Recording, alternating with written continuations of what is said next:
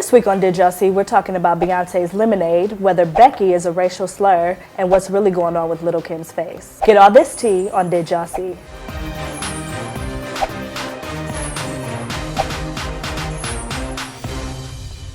Hey y'all, welcome to Did Y'all See. We're back in our old spot again for another edition of Flashback Friday. Sorry to all you loyal viewers, Veronica's not here, but I'm filling in temporarily for her, so we're gonna go ahead and get into the conversation. I already know you all saw Lemonade, so I won't say did y'all see, but what did you think about it? I mean, it's all anybody has talked about this week, from Becky with the long hair to, you know, all this black girl magic and all that stuff that's going on. So what were you all's thoughts on the project? Do you think it's hypothetical, or do you think it's really based on her personal experiences? How'd you feel about it? I felt Lemonade, the whole thing, like it pierced my soul. And I'm not just saying that because I'm a card-holding member of the Beehive. It was so good. I definitely think it was her best work. I felt it, and that's why I'm kind of running with the whole this is real life thing. Like, she's really been through infidelity and stuff like that in her marriage. But it could just be a storyline. Maybe she got really invested because, like, I feel like when you can put yourself in someone's shoes, sometimes you're able to feel it. Yeah. So if you really study this, and sometimes when my mother goes through things, I feel like I went through it. Mm-hmm. So it's possible that it didn't happen, but it feels very authentic. I don't know, like it's all just, it's very real, and I think Beyonce's at a point in her life where she doesn't care. Mm-hmm. She's not trying to be perfect for anyone, and I love that about her. I love it. I live for it. Right. So that side is like okay, hardcore, right? So on this side, I'm more of the skeptical, sometimes fan. I definitely went into it like I don't know what's happening. I feel like this is super faux deep, but let me give it a chance. And then when she started talking, I was like, here we go with the monologue. But then as I really started like listening to the lyrics and watching the different scenes of everything with the songs, I was like, oh my goodness, like what is being told here? What tea is being spilled on the counter? Yes. And more than that, like you guys said, I definitely found like it had a lot of powerful messages for black women in general. You know, on social media, all people were talking about was like, she put Jay-Z in his place or whatever. So I was definitely thinking like another diva kind of mess, and I didn't need it. But I mean, from the jump, I was really all in my feelings. And I really don't even know why. I mean, I kind of do after seeing the whole thing.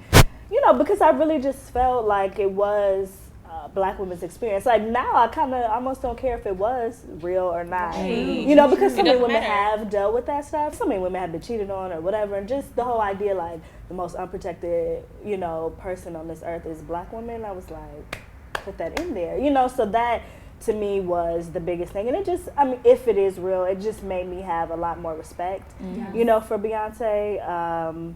Because that can't be easy. I think that kind of thing is important, though, because as an artist, if you have true fans, they'll show themselves.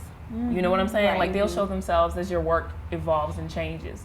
And I think, you know, some people, artists do certain things that cause people to be like, oh, I have to be done with you, and different things like that. But I think she's tried to stay making people happy for so long that eventually she had to get to the point where it's like, I need to do my own thing. Yeah. Like, people think one thing about me, and I'm very different from what I put on for y'all. Because I had to do this to have the fame that I have, but now it does not matter. And if you don't like her, she made boycott Beyonce shirts. Girl, I live for those shirts. Because all these clowns, Beyonce's anti-police, blah, blah, blah. Let's not protect people at her shows. Let's not work at her show.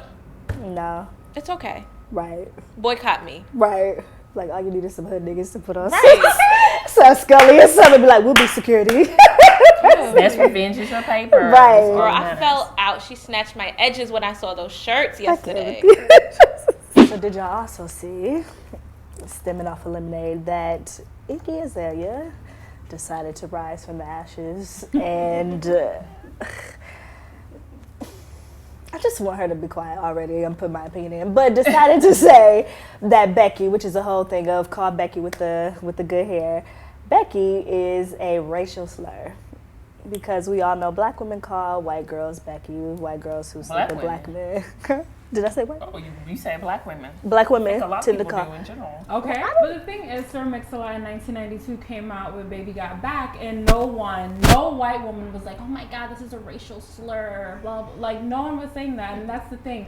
I feel like, especially with Beyonce's album, it just shows me how much privilege we give black men to be misogynist. Becky's an issue, but when black men talk about their Beckys and how they snort cocaine and they do this, and all those names are always white girls' names. Exactly. I got that Christina Aguilera. Not to mention that there is actual footage of her in a music video. She's dropped Becky a few times as well. So she probably should have checked those receipts before she came out there with that. Okay. However, I don't think Beyonce meant to bash white women at all with that Becky with the good hairline. Really, I think too much thought is being put into it. But stand alone, do I think Becky could be kind of derogatory? Yeah. Don't call me Shaniqua. I won't call you Becky. No offense. My cousin's name is Shaniqua. Hey, cousin. I actually have two cousins named Shaniqua, same spelling. That's a story for a different day. But I'm just saying, but like when you say it and there's like I hate to agree with her, but when there's a stereotype behind it, I can see how someone would be offended. I feel like Iggy just wanted to try to throw out and try to even the scales because she's been dragged so much. Right. But you can't. But did somebody call her a Becky? Because I think that was the beginning of it. It was like, don't call me Somebody me tweeted her like, hey, Becky. And it was a fan. It was a fan. Right. I mean, I'm sure. Okay. I mean, like in the grand scale of things, if you called me a Becky and you want to explain to me why, fine. You don't need to be calling me a Becky. But to me, she just got to watch herself because she's just never the right person to do anything. Exactly. And when you come out, you saying you were just a minute ago, like, I was thinking about killing myself because y'all was mistreating me. Like, you got to find the battles you really need to be out here trying to fight. And not for no Becky. Right, you letting your boy get away with all the mess he did. Amen. But you come here, Becky. But then, and he was out there with Becky. Called you a Becky. A 19-year-old Becky. Go check that. So did y'all also see Lil Kim? Which you may not have realized it was Lil Kim. But Lil Kim put up a picture over the weekend on Instagram. Honestly, she's completely unrecognizable. I mean, her skin has gotten even lighter than it was. Blonde hair, light eyes. I mean, total transformation of person. All she said was Miami Heat, as if comments were going to come, after that. So, I mean, everybody, we had a piece. Everybody's like, what is she doing to her face? We know what she's doing to her face. Obviously, she's done some bleaching. We already knew about the plastic surgery and things like that. So I just wonder what you all think about, her doing this and just, What do you think about Lil Kim's face? I mean, yeah. But we know it looks crazy, but just like, what can we do? Because I just feel like how much further are you going to go with this? I kind of thought she was at a place she was done, and now it just keeps getting worse. I'm like, where are you going with this?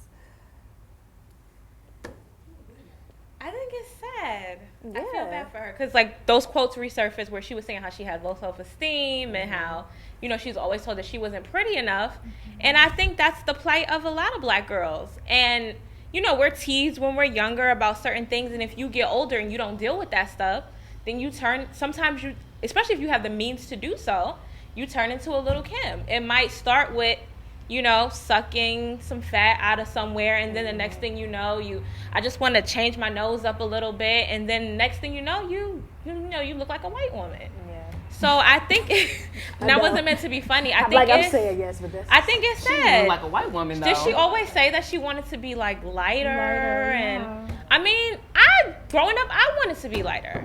So I get it, and maybe if I did, I don't want to just like make fun of her because if I didn't deal with my stuff, I might be out here like looking crazy too.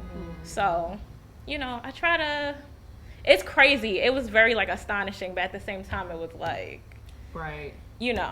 This is just evidence of your problem. Yeah, definitely. Because I was looking at her. I mean, I didn't even look at her. People were just like, yeah, I'm gonna talk about Lil Kim, and people were like, "Did you see Lil Kim's face?" I'm like, "What is so different, girl?" It's already been like 50 different shades of whatever. So I'm like, let me look, and I'm like, oh my gosh, because she didn't even look anything like herself. She literally looked like she had a mask on, like one of the White Chick movie, like kind of like kind of makeup going on.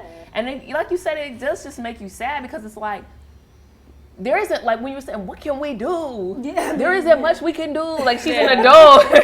It's kind of too late for her. Before, like, her daughter, and for other people, we have to raise our children to know that they're beautiful, no matter what people in school, whatever, no matter what the magazines, no matter what whoever is saying. You know what I'm saying? Like, we can't rely on celebrities to be, look, we have somebody who look like it. No, I'm your mama, and I'm saying you're beautiful. Exactly. Dads, I mean, that's a whole other conversation for another day. But daddies, whether you're in the home or you're not, you have to let your child know what's going on. She was saying her dad used to talk crazy about her too. You know, I was kind of saying, what's up with these physicians and like the accountability, you know, of that. But even when I did the Pix 11, the dermatologist there was saying most likely what she did is this like cream that's not even available in the United States. So, you know, you're doing all that to go over there and get something you have no business having, you know, to begin with, just because you want this ideal. And I don't know, I just wish somebody could set her aside. But then you think about it, because I'm like, man, we're in such a time, like black women are starting to embrace like darker skin, natural hair, full lips, all this rallying.